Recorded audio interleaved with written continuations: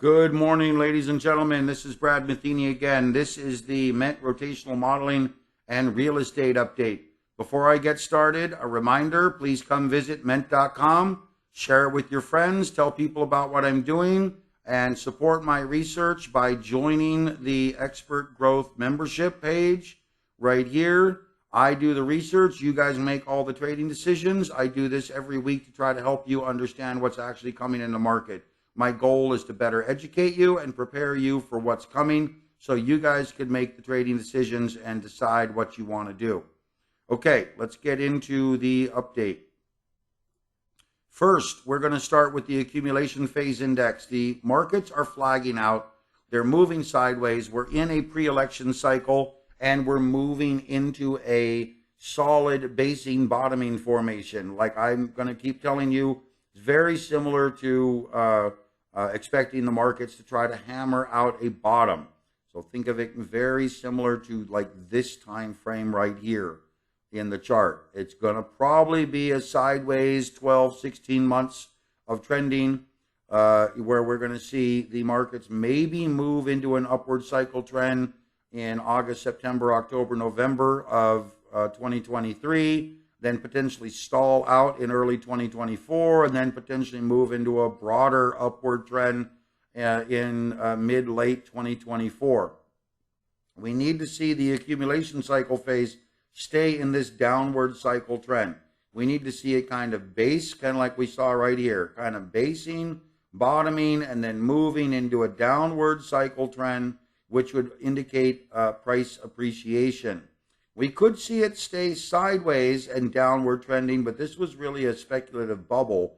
In order for us to see some real growth, we need to see this move downward and continue to stay in kind of a downward cycle trend. It may not be a big decline, okay? It may be more like this, or more like this, or more like this. You notice how this moved down a small amount, but the SPY moved up considerably in these cases. That's more than likely what we're looking at near the end of 2023, early mid-2024 may do the same thing. We just have to get through the election cycle and determine what comes next. Okay, the custom cash flow index is rolling back over. I do not believe we're going to see a big, deep decline unless we have some sort of a crisis event unfolding. I believe we're going to stay in kind of this type of a mode, kind of rolling around within I call it a 12 to 15% range, trying to establish an upward cycle trend. And I do believe ultimately we're going to be moving to a peak in late March, mid-April, then rolling to a bottom in June or July, which will not be an excessive bottom. It'll be a moderate bottom, still above the October lows of 2022.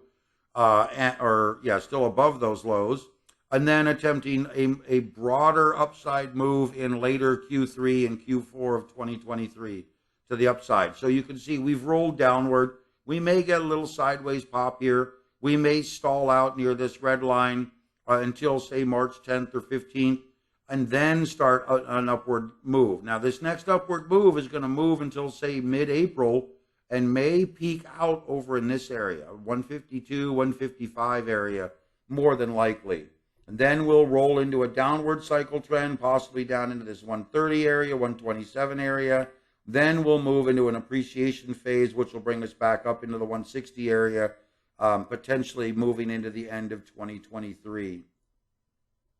The fear cycle index has moved down, so we're getting back into more normal type of price activity, less volatility, which means we need to move and be prepared for, more normal, call it 3/4 to 1.5 point price ranges as this fear cycle starts to minimize, kind of like we had back over here. These are weeks, remember. When fear cycle elevates, you get very big 4, 5, 6% ranges. When fear cycle diminishes, you start to get down into these 2 to 4, 5% weekly ranges. And that's where we're at here. We're starting to diminish.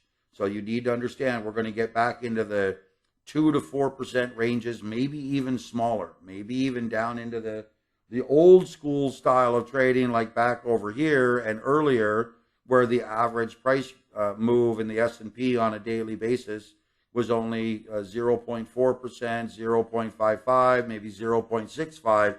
A 0.75% move in the S&P on a daily basis used to be considered huge. Even 1% was considered exceptional. They only happen maybe 10, 15 times a year. But now we're at a point where we're getting 1, 2, 2.5, 3% moves almost every week. And that's because we have a lot of fear and volatility in the markets. When that fear dissipates, you need to start to understand that we're going to go back to that 0.5% to maybe 1%, maybe 1.25% type move. That's what's coming as long as the fear cycle stays below, say, 6.5%. And the sentiment index is again flatlining. This is a very good sign of a bottom. This looks like our absolute low right here, folks. Very similar to kind of the COVID setup that took place here. You can see we've got good solid disbursement here, and we're getting into this kind of a bottoming phase. We could see a couple of blips, so be prepared. You need to understand that the next 12 to 16 months could have a couple of blips to the downside, but we're very solidly trying to form a bottom right now, in my opinion. The custom real estate market index is the most hostile we've seen in 25 years. I believe this is going to have to unwind. I keep telling you this, but it keeps staying up above these upper channel levels. This is really a warning sign, folks. This could be an extended unwinding in real estate. I don't think it's going to be a crisis. I mean, it may end up being a crisis overseas in some areas, but in the U.S., I am expecting a 1970s style and early 80s style unwinding, where prices move and struggle to find real price appreciation maybe over the next 2 or 3 years. And that would mean that we have to come back down in order for us to get into this more normalized territory, like back over here. We've got to see this consolidate back down into this channel. And again, this is a perfect example, 2015. This is a perfect example of pricing and rates and market dynamics shifting from moderately hostile to moderately opportunistic. And this took place over again from a 2015 to 2018 timeframe. There's a 3.5-year downward cycle. Same thing kind of from here. From 2007 to about 2013, that was a 6.5-year cycle of downward cycled market activity. If we get that same type of activity, we're going to see a broad decline of maybe -8%, -10%, -12% on house prices while we shift into a downward cycle where this level may move all the way back down into this 180, 200 area or deeper, depending on what happens. But again, this could be a 3, 4, maybe 5-year cycle of -10, -12, -15% as prices settle. They may eventually settle around this 220, 240 area, which would indicate this is average U.S. house prices just above 400. They may end up resettling around this 260, 280, area somewhere down over in here. But again, this could be a 2 or 3 year process minimum to unwind if it's done in a semi-orderly format. Okay, the U.S. to global market index are really trying to establish some sort of a base. That's what we're talking about right now. They're hammering out a bottom. It's very good to see this type of a bottom take place. Asset values need to continue to unwind. Housing and other extreme assets need to continue to unwind. That's the purpose of what the Fed is trying to do, is to unwind these excesses. Housing has been kind of stubborn, so we need to be cautious that there could be some sort of a banking or credit or housing event taking place throughout the world. It may not be the U.S., it may be somewhere else, but that would be an unwinding. An extended unwinding of the real estate market would be a very solid move for the Fed to potentially move into more dovish type trending. And the U.S. Valuations Trend Index, this is the U.S. market, is a measurement of depreciation or devaluation cycle phases versus appreciation cycle phases. We are still in a depreciation cycle phase, and we will likely continue to stay in this type of a cycle phase until we get past the devaluation phase. So let me explain that. We've had a big bubble after COVID. We've had a speculative bubble in just about everything, caused a massive wave of inflation, and the economy is still running relatively hot.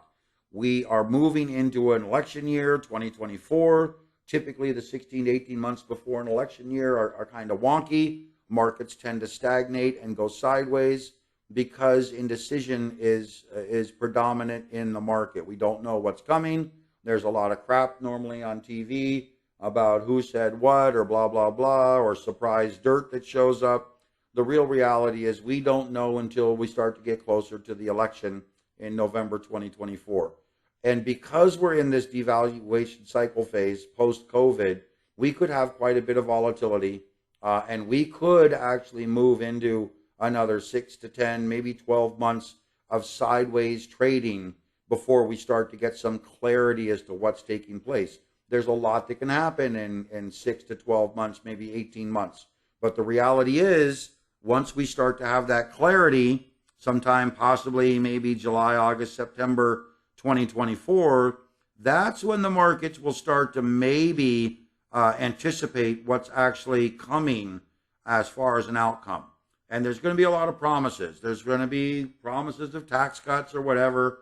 So we need to be aware that we won't know what's literally going to happen until we start to get deeper into the rabbit hole, which is this next election cycle.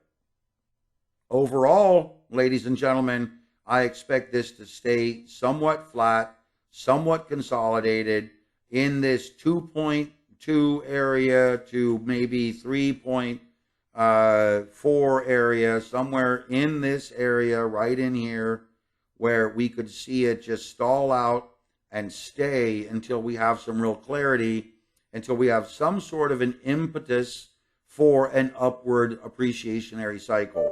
And we don't have that yet. We haven't had really capitulation in this downside move. We haven't seen a base or bottom. It could be coming. It could be, a couple months away. But long and short of it is we haven't seen that yet. We do not know what's coming. And because of that, we need to stay very cautious with regards to how we approach the markets, particularly over the next 12 or 16 plus months. Okay, the MENT Rotational Modeling System is currently bullish weekly, bearish daily. This new bearish trigger occurred on February 24th. Trying to resize this for you. This new bearish trigger is let me rephrase that. It is a result of the flagging of price activity on a daily basis. We've seen a big downward cycle trend and a moderate recovery phase. We are in the lower, call it 1/3, very close to probably a 318 area, but again, or a 362 area. We are flattening. We are going into a sideways flat mode. The MENT weekly rotational modeling system is still bullish. The daily moved into a bearish, which moves us back into a protection standpoint. Because we're protecting our capital, we now have a larger cash reserve on all of our trading. This is to move capital away from risks to the downside. The purpose behind that is we are going to try to hedge and protect our investment and get in when the market tells us that we're ready for the next big move. So again, this is a good move, moving capital away from risks, preparing for unknowns over the next 15, 16 months, and waiting for the system to give us a confirmed bullish or bearish trigger is beautiful. It's exactly what it's supposed to be doing. And again, historically, the MENT Rotational Modeling System has performed very, very well. You can see that it's moved capital away from risks efficiently during downtrends. COVID was kind of a quick blip. So we had one of our biggest drawdowns right over here during COVID. But you can see again, we've done very, very well while the market, the SPY, has performed quite well over the past 25 years. The MENT Rotational Modeling System has performed at nearly 300% times the actual SPY. The SPY has gone from 100,000 to approximately 660,000, whereas the MENT Rotational Modeling System has gone from 100,000 to currently about 1.5 million. So again, the difference here is about 300% in how the MENT Rotational Modeling System actively deploys capital within this trend. All it trades is the SPY. That's all it trades. Okay, so now let's move on to the real estate metrics. Price reductions are dropping a little bit. Active listing counts are kind of flatlining. Days on markets have moved down a little bit. This is likely because real estate is being pulled off the market. If it's not selling, they'll likely pull it off the market, wait a week or two, put it back on. That resets the cycle. You can see price factor here. Let me move this in here. This blue line has continued to move downward since really June 2022. So we had a price appreciation take place, and now price declines have taken place. We're very close to zero line, folks, here. I think come end of March, April, we could be in a zero or negative territory year over year. Price dynamic modeling, you can see here, pricing decline has moved from plus 40 down to minus 22. You can see it right here, minus 22.62. Demand has reverted back to the upside. This is actually, as I'm interpreting it, we had 120% demand, modeling demand factor here. We had a minus 44% down here.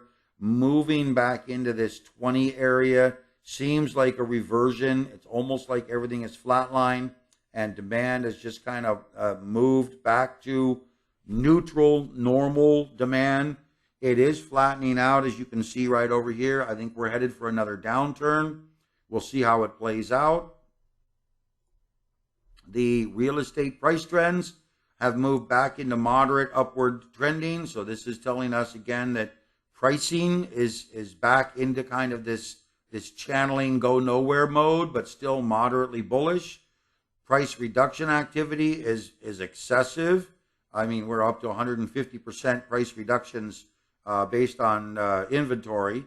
Active listing counts are diminishing. This is telling you that active listing counts are change is moving downward. That's likely that real estate listings are being pulled off the market, possibly waiting until April, May, June, seeing what happens, possibly pulling them off to reprice them, put them back on. You can see new listing count metrics have gone up. So we have a new count here. It's kind of flatlining up in the 67% area. New count change is minus 22. You can see it's kind of moved downward. And share of market is minus 0.53. What's really interesting here is, again, the speed at which these reductions are picking up. They're not huge reductions, and I'll show you why here in a minute. But we're seeing a flood of inventory, more inventory than we've seen in the past 8 years. And we're seeing all the other metrics kind of flatline. But now we move into the metrics here, which is the heat rank has turned negative. This means that we're starting to see general weakness in the market. The tightness rank has finally broken just last week down to minus 100%. And this is a measure of how tight the market is. Think of how tight the market is as, you know, how much are sellers willing to give up in order to get you to buy their house. So at this point, it's broken. It's broken to the downside. You can see back over here in 2021, sellers weren't really willing to give up much anything. In fact, they were demanding that you take their price or leave. Now they're starting to say, okay, we have to accommodate the fact that buyers are not going to be able to hold and maintain a listing or a deal on an effective basis. So they're giving up more and more. This is essentially deep discounts in the process, and or sellers making accommodations to buyers within the contract. And that's reflecting over here into inventory strength. Inventory strength was basically quite strong, meaning you could put it on the market, name your price, and you get a buyer. Now inventory strength has moved in the opposite direction, quite extensively to the downside, and we're going to likely see this continue to move downward. That's the next phase for this, is the tightness rank will probably fall, inventory strength will fall, this heat rank will fall possibly down to minus 10% or minus 8%. And then lastly, what we're going to see is a lot of seller desperation start to pick up. Seller desperation was at the highest number we'd seen in really 5-6 years. And then it just tanked last week. And this is weekly data. So you can see we get these kind of blips. You know, here's a blip, and then a blip, and then a blip, and then a blip. So I think we're starting to see the bottom start to fall out of the market. I think come March, April, May, we could see this trend, these trends that I'm showing you here really set into stone for a while. We could see this move downward, this move downward, this move downward, pricing move downward, maybe into negative territory. And I think we're going to start moving away from this bubble phase here, particularly back over here, and more into let's call it an extended decline phase. 24 to 36 months of pretty much stagnation and moderate price decline.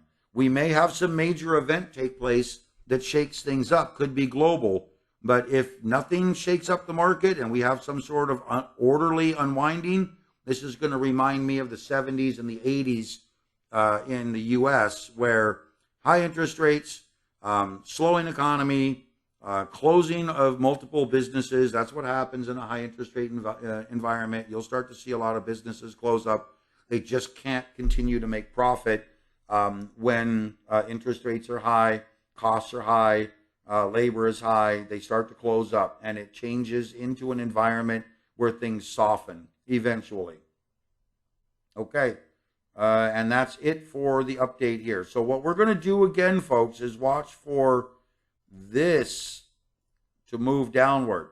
This is going to be our real key index here, along with the data that comes over here with my proprietary metrics. We're going to watch for this to move into a downward sloping channel. We do not want to see a crisis event. We do not want to see a credit or financial market event. We want to see a moderately orderly unwinding take place of the real estate market. It could last well into 2024, 2025, and again, could be